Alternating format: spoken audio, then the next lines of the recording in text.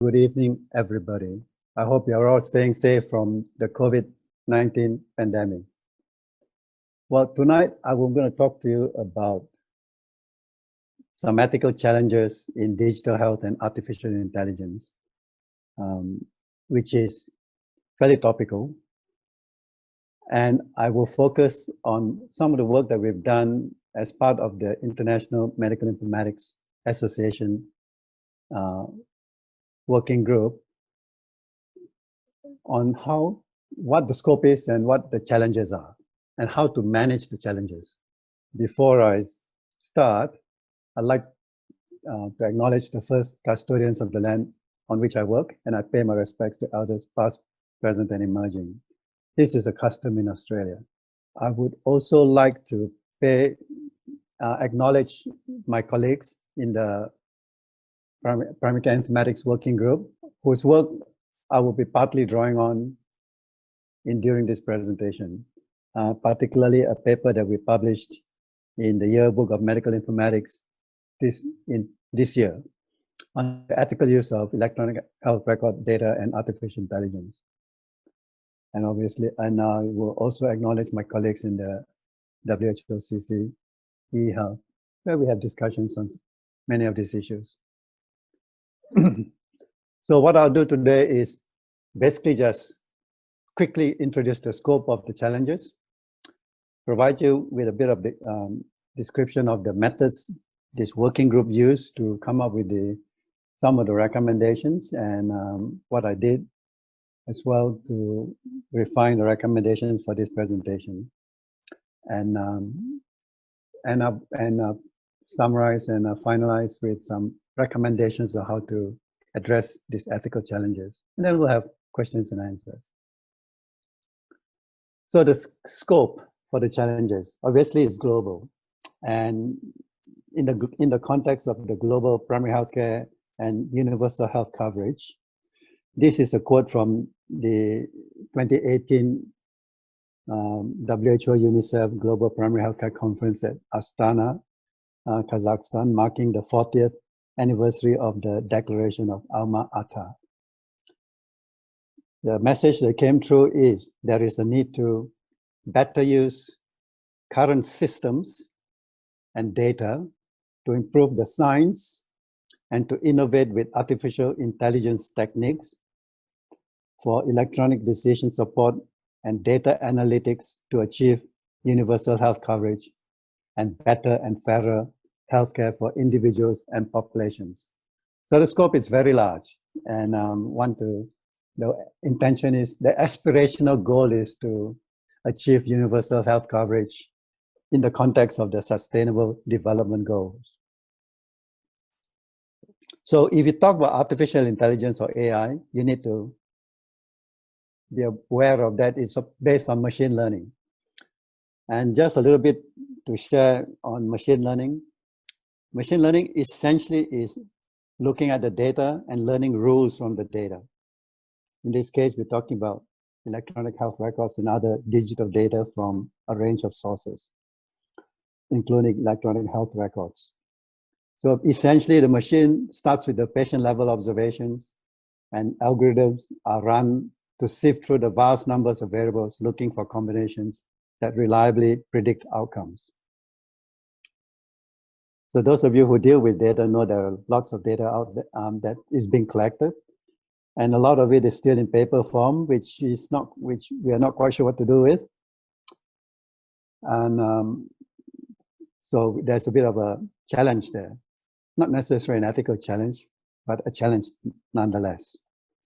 It's a bit like traditional regression models, all right, in terms of machine learning. The principles are similar. There's an outcome. Obviously, machine learning has the advantage that it can handle enormous numbers of variables and predictors, sometimes more predictors than variables, than combining them in non-linear and highly interactive ways.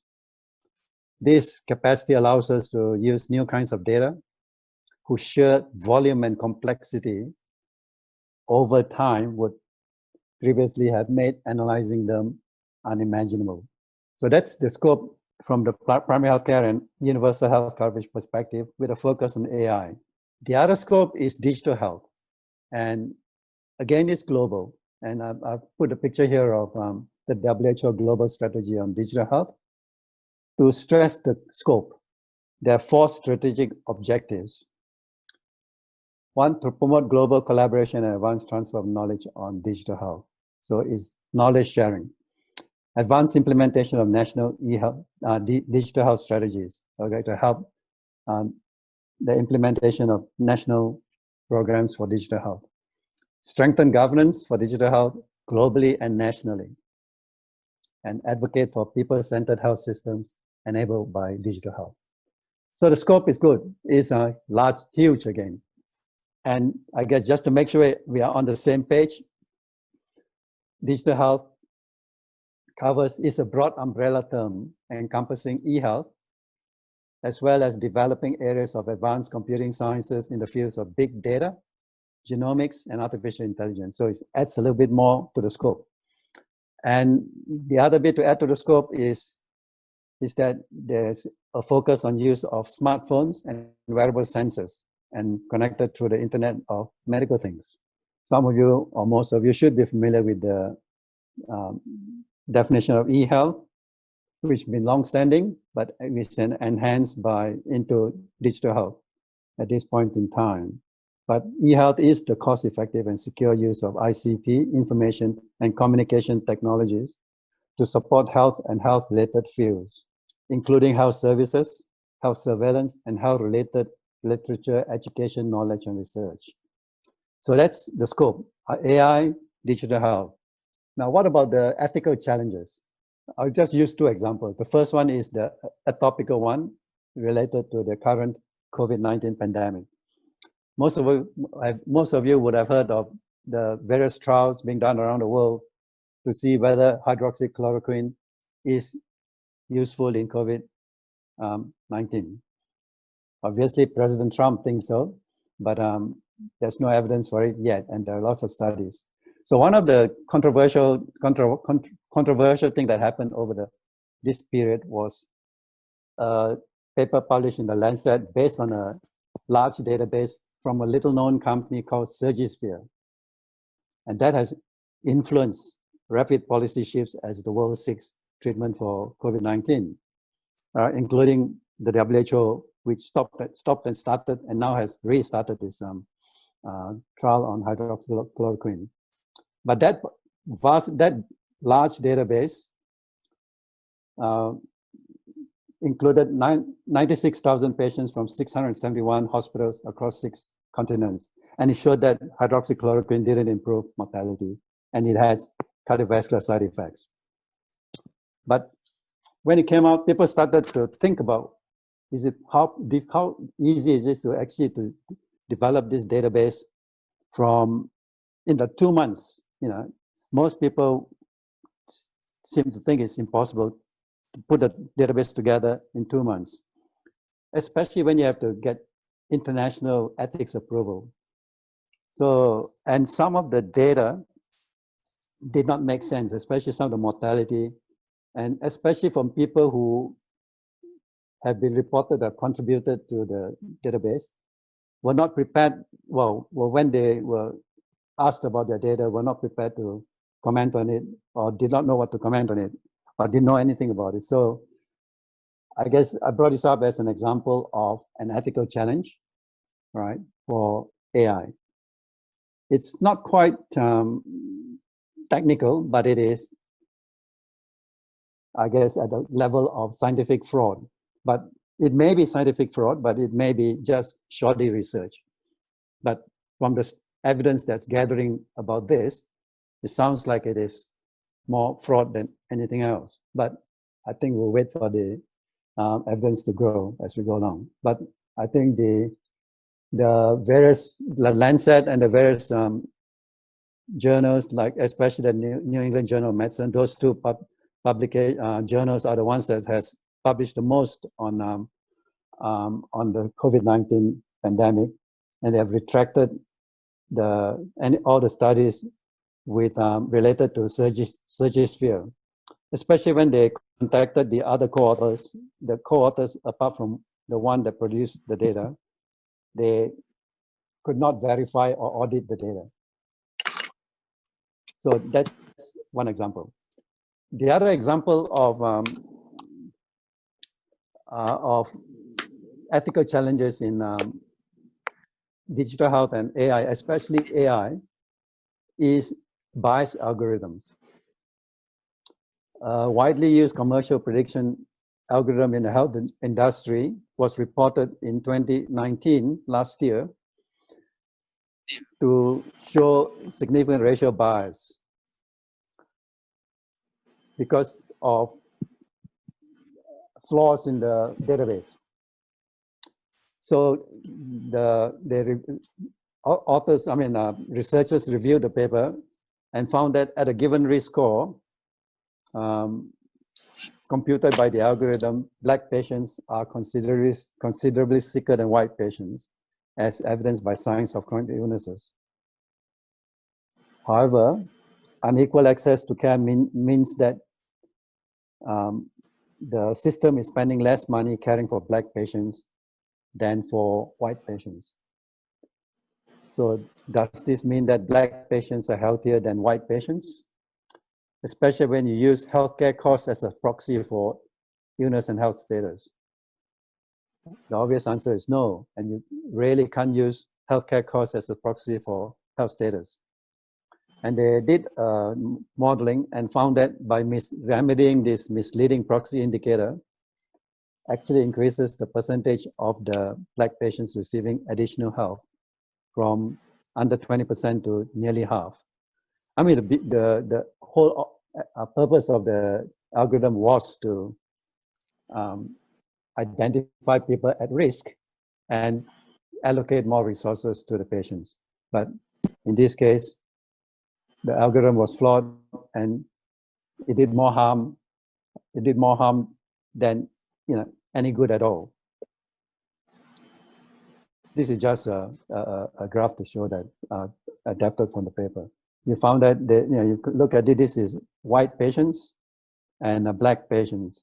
So by all the indicators of chronic illnesses, all right, they are more sick, but their total medical expenditure is much less, mainly because they have difficulty accessing the system.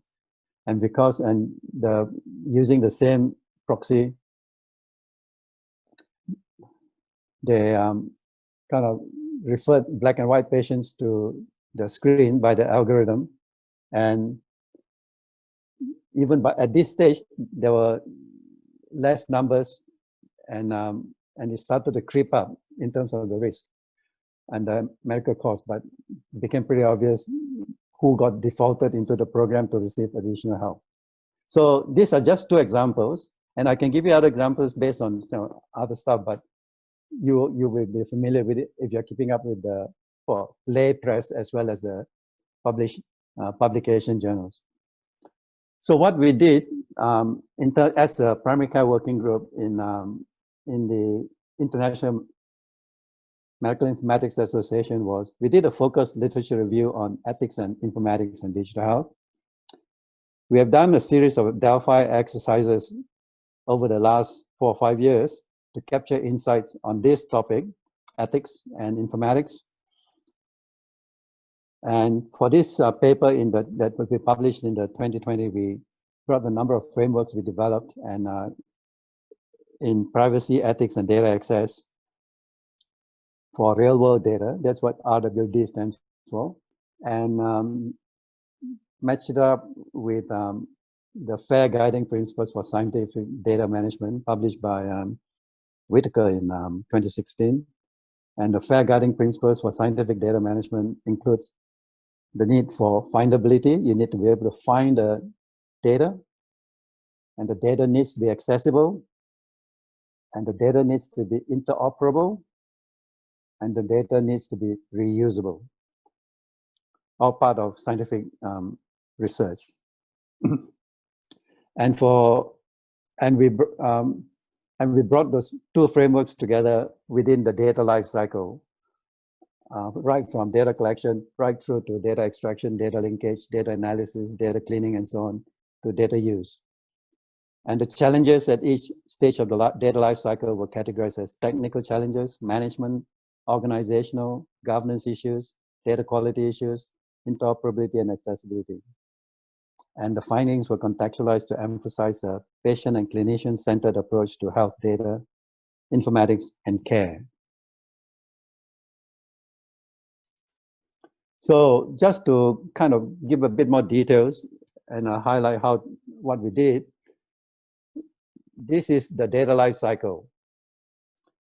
The process goes from the data collectors and the data creators here, clinical practice, genetics and biobanks and other disease registries. Patients submit reported data from personal health records and wearables and sensors. This is collected at point of care or point of data collection, collected into clinical databases, which may be electronic health records, or into specialized databases, which may or may not be linked with clinical health records or EHRs. This data is then anonymized and the data extracted into a secondary database or secondary data warehouse, where the data is usually from many sources, will be cleaned and linked if possible, if there are common identifiers. And this is where it is managed as part of the FAIR principles, which is findability, which uses a lot of metadata assignments to make the data findable. And using common data models and ontologies to make the data interoperable. And then to create secondary data sets or data sets for secondary use, especially research. And these are then, because they are interoperable and quality assured, are made accessible and reusable by other researchers so that you can reproduce and triangulate research to make sure that they're actually talking about the same thing, which is what happened with the COVID-19 database, that they started to look at how good the database is and found that it was one thing. And these data sets are made available publicly. In terms of the provenance, obviously there's a primary data provenance. So at the primary level, you know where the data comes from and who contributed the data. And you might even be able to work backwards to see where the lineage of the data is. Okay, and when it comes to a secondary data warehouse, you need to make sure that the primary provenance or the primary lineage and pedigree is maintained and not disrupted or corrupted by processing. And the process of extraction can also create errors in the original database. So there needs to be processes in place to make sure that the data actually at the end of the day is fit for purpose. All right, so that's all part of that provenance to make sure that you can rely on the data. And then obviously at the information governance or the data governance area, you need to have consent at point of care or point of collection. You need to have the local data governance, all right, to make sure that the data is ethically collected, ethically used, and ethically accessed at the local level, all right? Similarly, at the secondary level, the governance covers the same areas and also the FAIR principles. Okay, so that's kind of the ethical kind of framework fitted into the data life cycle along with the FAIR principles. And this, I guess, is where I guess the whole thing's going to sit on to try to make sure that we can manage the aspirational goals of the WHO and the Astana Declaration, which is universal health coverage, good scientific care, health coverage and access and equitable access to good scientific care. So as part of the framework that we developed, that we incorporated into this as well. So what we've done so far is to incorporate the FAIR and the ethical principles here. So the next one is looking at how we incorporated the privacy, ethics, and data access framework for real-world digital data. Over the years, through the series of Delphi processes, we have established 14 ethical principles to guide data custodianship and appropriate access to big data. And the principles are both principlist and communitarian. Now, those of you some of you may be ethical, have been student of ethics, but most clinicians will be familiar with the principles of ethical practice, which is autonomy, beneficence, all right, do good, autonomy, respecting the patient's rights, and informed consent especially, non-maleficence, all right, do no harm, and justice, equity, and so on. Okay, those are the principles of ethical practice that is published, and most clinicians will be aware of it, especially doctors will be aware of it. But we've got a few other things that came out from secondary use of data. So autonomy is very important as in both clinical and primary use of data and secondary use of data. You need to respect the rights and dignity of patients. So autonomy and respect includes informed consent. So it's time to explain, to collect the data, explain to the patients what's involved. You need to respect the clinical judgment. So in terms of the quality of the data and the clinical judgment of the data creator, as well as the data collector.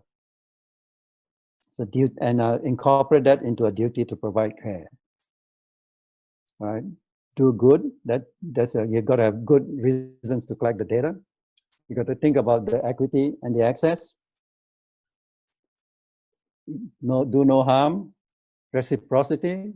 All right, it's got to reflect the trust and the relationship between the data giver, or in this case, the patient, and the data collector, who may be a research person or a clinician. But we're talking about real world data. Is usually the practice nurse or the practice doctor who collects the data. Right? Stewardship is important to look after the data.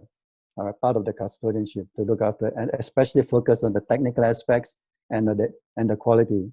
Trust, very important. All right, trust between the doctor and the patient, trust between the doctor and the community, or the clinician and the community, trust between the organization and the community, and so on. Whoever is collecting the data and whoever is giving the data or providing the data. The other bit is you need to protect the public from harm. You need to have solidarity with the public, I guess. All right, this is where we talk about equity and justice and public good issues. Lawfulness came up fairly as well, mainly in the context of the gun laws in the States. Because the international group that we had in this EMEA, there was a strong representation from the North American continent.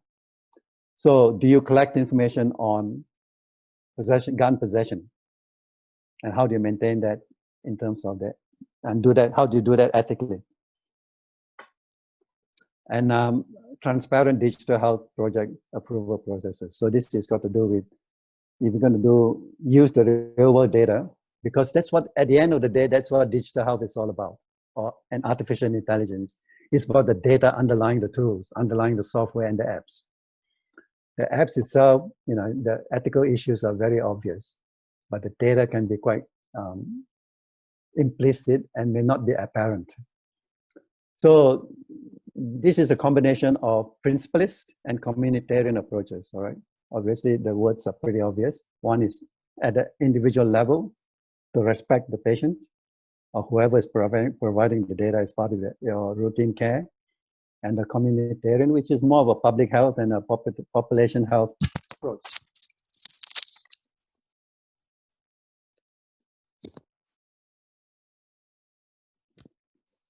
So so we incorporated that, and I'll show you in a few slides later how we actually did that. So the framework, a little bit more details on the framework. All right, this is a use case. The box indicates the system, right? And the ovals within the box, we are applying this privacy and ethics framework, relates to interrelated processes within the system. So there is compiling a knowledge base, a generic privacy and ethics knowledge base. So report and document the experience. Privacy and ethics assessment creation. All right, so this is actually starting to develop processes to assess privacy and ethical issues, and especially to detect them early or even to anticipate them as part of a quality improvement, which includes safety and quality. And then with that, all right, you can actually use the principles to ensure that research studies are done ethically, and surveillance mechanisms, so relevant in this pandemic time, is done ethically. And the actors who interact with the system, the stick figures, are drawn around the perimeter of the box. So it can be the privacy and ethics experts, people who deal with those issues, the people who develop frameworks and systems and try to automate them and incorporate them, embed them in use of EHRs and so on. Obviously, the patients, the citizens, and the carers interact with this framework, and ethics committee, data custodians, and researchers interact with this framework as well. So this is how we see it work. We combine this framework with the FAIR principles and kind of frame it within the data life cycle, as you've seen. So this is how we actually try to work through some of the issues and the challenges involved, to work through how to manage some of the issues.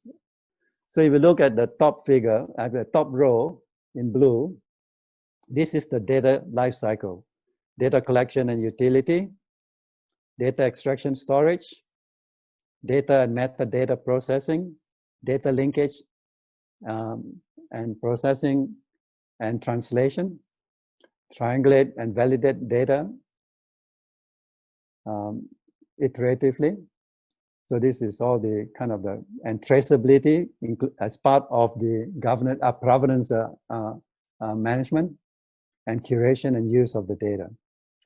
Okay, so that's applying it across the life cycle. Down this first column is the ethical principles, or are the ethical principles. Autonomy, respect rights and dignity, respect clinical judgment, duty to provide care, protect public from harm, beneficence, justice, non-maleficence, reciprocity, solidarity, stewardship, trust, lawfulness, transparent process, like what I presented in the previous slide. So this is autonomy needs to be, which means informed consent, all right? And the last column is the mechanism used to implement the ethical principle. So autonomy exists across the whole life cycles. So you need informed consent, whether it's of the patient, from the provider, or the clinicians, or the managers, or the whoever the actor that's relevant in the particular evaluation or research project or digital health project. So it's got to be throughout the whole life cycle. The respect rights and dignity of the patient or the data contributor, you need to do it at the beginning to make sure, all right? And at the end, at the day, you need to also get informed consent and make sure the patients are aware of what the data is going to be used for, all right? Most of them are usually not really kind of interested in the, well, they are interested, but they're not they think it's usually well done, but it's important at the beginning and at the end, all right? Collecting and using the data, especially publishing it. And there's an approach in the AI world now, based on the example I gave you about this using proxy indicators, using health costs as a proxy indicator for health status. You know, the assumption that if you spend more on somebody, they're definitely going to be less healthy or more sick. So they've got things like discrimination conscious algorithms. And this, I'll talk a little bit more about, but it's basically kind of putting some safeguards in place to make sure that the algorithm and the data that it uses are free, as free as possible from kind of hitting biases. Same thing with respecting clinical judgment. See, you know, it's at the beginning and at the end again. All right. Clinicians and managers and health professionals need to know, right, what data they're giving you and how you're going to use it.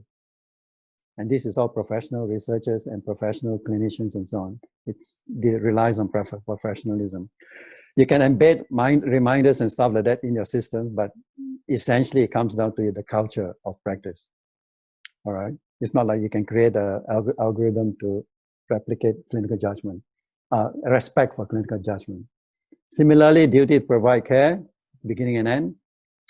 Protect the public from harm. This is where we start to use the data. All right, and apply it. So we need to be very sure that ethical practices or unethical practices can happen here. Again, this, like the duty to provide care and the duty to the public, depends on regulations, policies, and professionalism. So it's not all digital health solutions.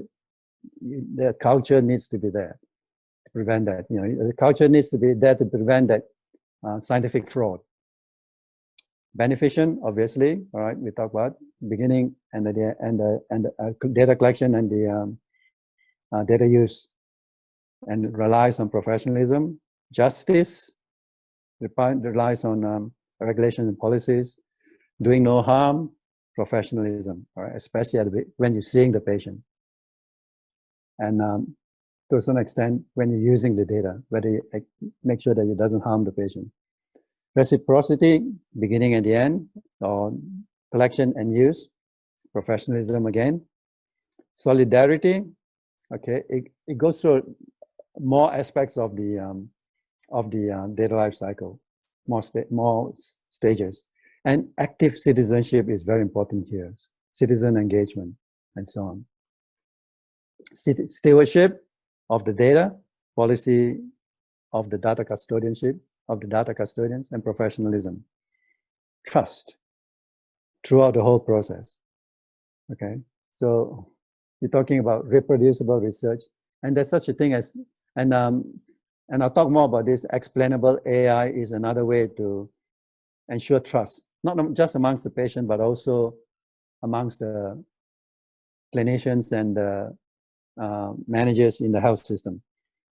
Lawfulness, I've mentioned, right? You need to have data protection and whistleblowing legislation. And it goes right through, right? The whole data life cycle, right through from the data collectors and creators to the technical people, right through to the researchers. And the process needs to be transparent. In fact, it should be right through, but particularly important for data collection, data extraction and linkage and processing and transformation. Actually, that's supposed to be transformation, not translation. And curation and use. So this is what we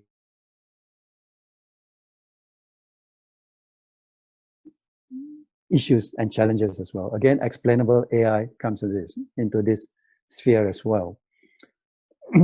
So this is kind of how we actually brought it together, right? This is the FAIR principles and the data life cycle.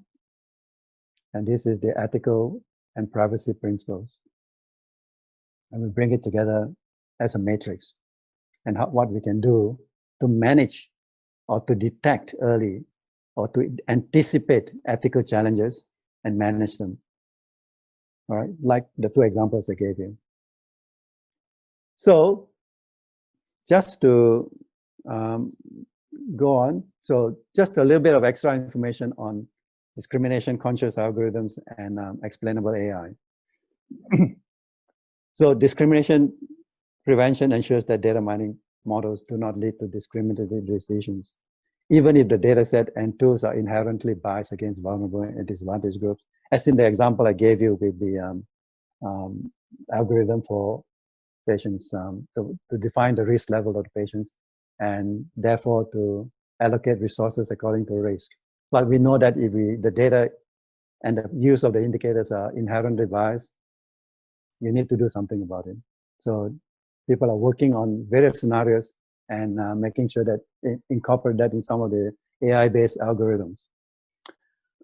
So explainable AI is based on the argument that AI and electronic decision support should augment, not subvert, the patient-clinician relationship. Right? Clinicians need to understand the algorithm and verify the results to a benchmark. They are the learned intermediary to explain the guidance provided by the algorithm or the decision support system to the patient and explain to them that this will do this and this, it might harm you in this way or that way, but it will do good mostly or whatever, all right? You need to be able to understand what the algorithm does and verify the results to a benchmark. Otherwise, you run into problems, and that's where the ethics come in. And the medical regulators also have an ethical challenge in terms of how they regulate AI software, and the indications are that explainable AI software will be less strenuous, will be more likely regulated, especially when the interface between the clinician and the AI guidance is made explicit and user-friendly. However, problems will always remain. So we need to be always improving. It will be difficult to accurately differentiate between what's biased, what's incorrect, and what's inadequately explained AI guidance. And obviously the quality of the clinician's interpretation and use of the guidance. So there's a whole bunch of capacity building here that's important as we, as a profession, come to terms with AI-based digital health. And one of the things that is being promoted very strongly is crowd knowledge, that collective knowledge, and forming communities of practice from clinicians and collective knowledge from clinicians, exploit collective knowledge from clinicians to avoid biases and to design better AI systems. So that's kind of part of the kind of where we are thinking about what are the challenges and what is the scope of the challenges based on AI-based digital health and how to manage them. At least have a system to manage them, even though you might not have the correct answers. So the reason why we kind of incorporated that into the data life cycle is to distribute aspects of ethical challenges into the life cycle so that it becomes easier to handle. You can actually start to understand how the mechanism work to create a problem. So you can, by say looking at it from the data collection, using that table that I mentioned here, okay, that I showed you here, you can actually start to pinpoint where the issues might be and then start to address them. So you can start to anticipate risk of unethical consequences and suggest early interventions to avoid or mitigate and to reinforce ethical processes and outcomes. And this will ensure that ethical best practices for AI tools are developed, implemented, maintained, and monitored. Because right now, a lot of them are just black boxes, and very little people can actually access or go within the black boxes to understand the why and how it works. And obviously, it helps you to develop formal processes and target your training for the individual clinician and project managers and managers of health services and so on, but also for ethics and risk management committees to assess the ethics of data curation through the data lifecycle in AI-related research. Similarly for data governance committees, and have processes within the organization and also across organizations to monitor data input, processing and outputs from AI tools for fidelity, that the algorithms actually achieve what it wants to achieve, for bias, safety, and quality. So that's kind of one of the advantage, one of the reasons why we incorporated this into the data lifecycle. And part of this work that we also started to look at how we can categorize ethical challenges. Obviously, the stakeholders are important. That's where the motives and trusts are important. So the example about the scientific fraud, okay? And so you need to think about it. And that can occur through small companies like Surgisphere or large digital technology giants like Google, like Amazon, and so on. Health professionals too, we need to be cognizant of the motives and trusts. Same thing with citizens and citizen scientists, especially now, when a lot of people are publishing either truths, half-truths, or falsehoods. Obviously, regulations and governance is important to address the ethical, legal, social issues, ELSI, LC. So the lack of regulatory controls is common across a lot of countries. And some countries are moving faster than the others, especially Europe, right? The general practice, I mean, the GP, the regulation for privacy, the European Union is actually leading the pack. And this is where a lot of unethical practices by different stakeholders or different actors in this ethics and privacy framework will be, shall we say, answerable and accountable to if the world adopts that standard. And you find that, different countries will have different levels of compliance to this gold standard. Well, I call the EU standard the gold standard. Obviously, there's also no common standards to ensure or to help facilitate the FAIR principles of ensuring data is open and accessible, and that you can go in and actually see whether the data is good enough or whether there's fraud or not, and whether the actual results can be reproducible. Or even taking one step back, whether the data set is reusable. And obviously, with a lot of the technology, there are lots of new, untested, and rapidly evolving hardware and software that are relatively untested in terms of digital health and AI support, and therefore the ethical challenges. So there's lots of apps that comes and go, and we know that apps have got about a lifespan about 3 to 6 months, and then they either fall off or don't get used. And then obviously the data and data tools in the AI era, that's kind of the grist to the mill. That's what is important in terms of driving digital health and AI. So the data quantity and the data quality, very important. And if you have a process to look at that and to vouch for that, you can start to pick up ethical malpractice. Obviously, the new computational and analytic techniques are important. So machine learning, that's starting to do a lot of work's beginning to be done in that area with discrimination conscious algorithms and explainable AI and so on. So my last slide, this is some recommendations that we came out as a group, as the Primary Care Informatics Working Group. Firstly, for ethical practice, to ensure consent and formal processes, in fact, even legal processes to govern access and sharing throughout the data lifecycle. Make sure data collection and creation systems are sustainable by making sure that there is trust by the data provider and the data creator and the data collector. So it's not just getting informed consent, it is engendering a trust. So the motivation and everything else is important.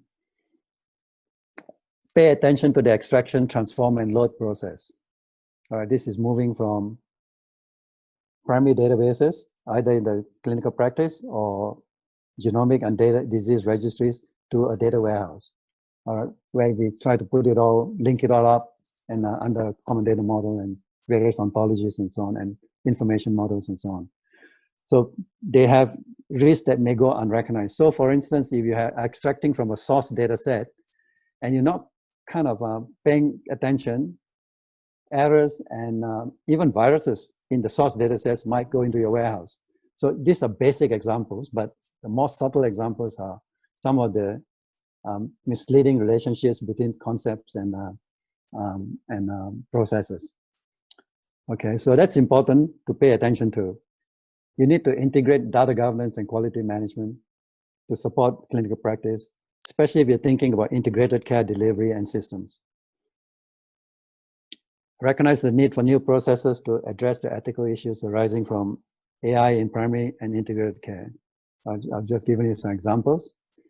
And I also made the case for applying an ethical framework mapped to the data life cycle, including an assessment of data quality and interoperability to achieve effective data curation so that AI and digital health tools are fit for purpose.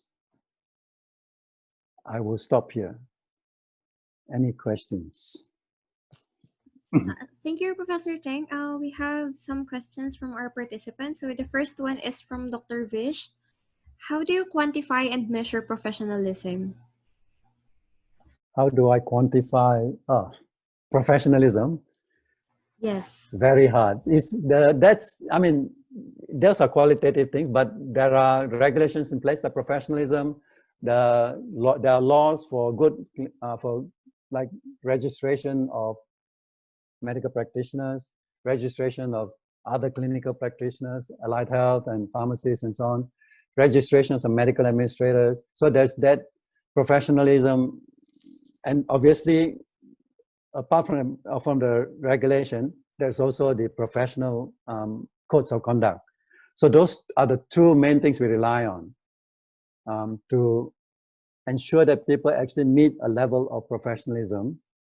And some of these ethical issues are part of the, shall we say, criteria for being registered as a practitioner in that field, in your field.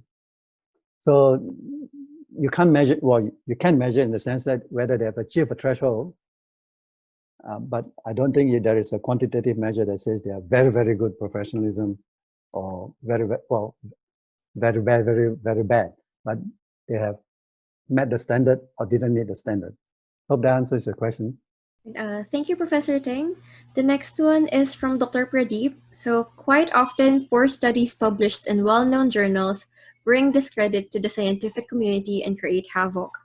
What are the ethical responsibilities of these journals, and what can we do going forward? I think, again, like the professionalism question, the medical editors or journals editors have got ethical standards, I mean, professional standards as well. So there is obviously the time-old standards for the peer review process. So like this, the Lancet article we talked about, the Lancet has got a very strong, and like most journals in the world, reputable, the level 1 journals, they have strong review processes where at least 2 peer reviewers plus editorial review as well. The only problem with this is that a lot of these journals, the reviewers are not paid. And so if we rely on voluntary reviewers. So I think to answer the question, kind of without going to too much of process, is that there is a traditional process, much like the professional the question on the professionalism, that tries to make sure that whatever papers are produced is of the highest standard. And obviously some journals will have different reasons for publishing and not publishing very good papers for obvious, kind of focus of the journals. But basically, I think almost all the good level 1 journals have got a good process to make sure that before they publish the paper, that it meets the requirements for, I guess, integrity, and have met ethical review. In fact, it's a requirement that for research papers, you actually are approved by ethics. But you can't help it. I mean, sometimes because like in the COVID situation, because there's a rush to get papers out to contribute to the ongoing evolving knowledge base, slip-ups occur. So that, so some assumptions may have been made. Some reviewers may not have had the time to do it properly. And the editorial group also did not have the time to do it properly. But the scientific community is usually the last barrier. And it was the questionability of the database that was reported in the Lancet paper was picked up by a reader, someone who's familiar in the field. Okay, so there is levels of safeguards to make sure that the best papers get published in that field. But obviously, if the journals keep making mistakes like that, its reputation will suffer. So the question is that I don't think the science is going to be affected. It might have a bit of a hiccup, but I think the scientific community out there will pick up whatever errors. I'm an optimist, I guess, a half glass full approach. Hope that answers your questions. Thank you, Professor Teng. Our next question is also from Dr. Vish. So can we learn from other industries like banking and finance where similar AI techniques are more advanced? I've got a standard answer to that. I think banking, we're talking about numbers. There's no real context. With medicine and health, allied health, pharmacy, and various other especially when you talk about impacts and outcomes, it's a whole different ballgame to try to develop good AI programs. So it needs to be very well tested, which is why the approach in the health sector has been to look at explainable AI, and where it actually is mainly based on numbers, you can actually start to build in algorithms. The idea is to build more and more algorithms that deal with the quantitative potential for bias or incorrectness or errors, that can cause harm. So to try to deal with the numbers as much as possible. So like lab results and, weights and so on and so forth that can be measured, as opposed to observations, which might be a bit more qualitative. And that's where the explainable and the reliance on the clinician is still important. Until we get good, I don't know, quantum computers and so on, that can actually, and that's beyond your and my lifetime. So I don't think my answer to you is that banking is not equivalent to the health industry. Thank you, Professor Teng. We also have Dr. Alvin and Dr. Fazil of the AeHIN Governing Council here. So there is a question from Dr. Alvin. So who should be the ideal ethical police in the country who will raise alarm if they find ethical issues or go black box AI algorithms that are inherently unethical? And since there is no transparency. Yeah.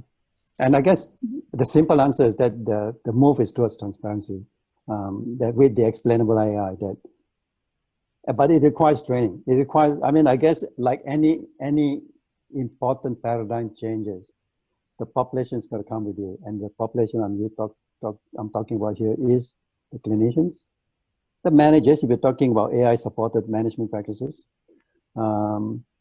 and whoever else, whatever, even the accountant, that's where the banking industry comes in, because they're not really interested in context, more interested in whether the numbers balance out. So, but I think at the end of the day, the governance body needs to meet regularly. It's like running any risk management or ethics committee in a hospital. You meet regularly to look at your outcomes of your various software applications to see whether they're actually either not improving your practice, or creating outliers, or looking at harms.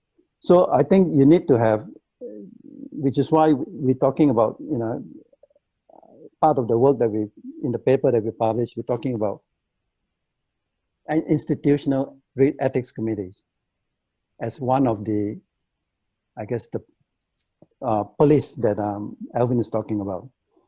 But it is looking at the data and the impacts of the data regularly. So like a monitoring committee. but it is a governance and a custodianship and stewardship. I use the two words differently because one's more operational, one's more governance.